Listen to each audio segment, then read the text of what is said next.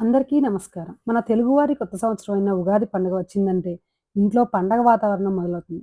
కొత్త బట్టలు, పూజ, ఉగాది పచ్చడి వాసన అన్నీ కలిపి నిజంగా పండగ వాతావరణంలా ఉంటుంది. ఈరోజు మనం ప్రత్యేకంగా చేసుకునే వంటకం ఉగాది పచ్చడి. ఈ ఉగాది పచ్చడిలో మనం వాడే ఒక్కొక్క వస్తువు ఒక్కొక్క భావాన్ని కలిగి ఉంటుంది. అవేంటో తెలుసుకుంటూ ఉగాది పచ్చడి ఎలా చేయాలో చూసేద్దాం. వగర కోసం మామిడికాయ.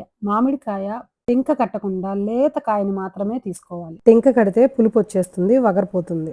మామిడికాయ కొత్త అనుభవాలకు సంకేతం. కొత్త చింతపండు రసం పులుపు సవాళ్లను ఎదుర్కోవడానికి సంకేతం. వేప పువ్వు జీవితంలో వచ్చే బాధలకు సంకేతం.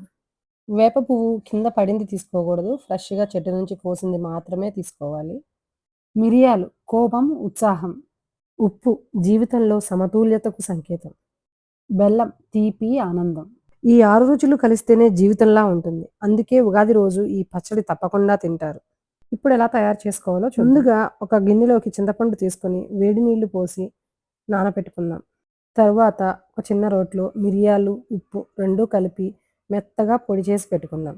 రోట్లో కాకపోయినా మిక్సీలో అయినా కచ్చా పచ్చాగా పొడిలా చేసుకోవచ్చు. ఇప్పుడు నానబెట్టుకున్న చింతపండుని మెత్తగా పిసికేసి ఇందులో ఉన్న పీచంతా తీసేసుకుందాం.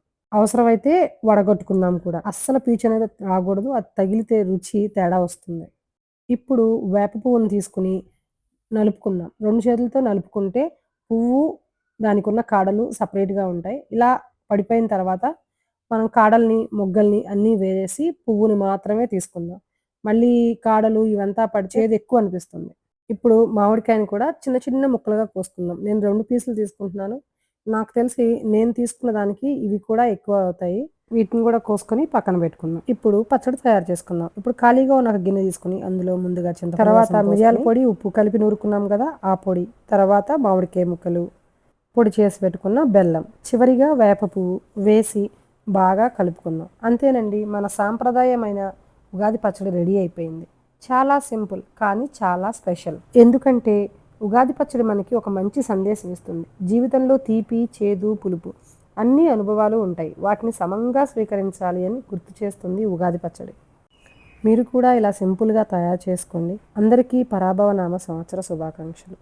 ఈ ఉగాది అందరికీ శుభాలు చేకూర్చాలని కోరుకుంటూ ఈ వీడియో ఇంతటితో ముగిద్దాం.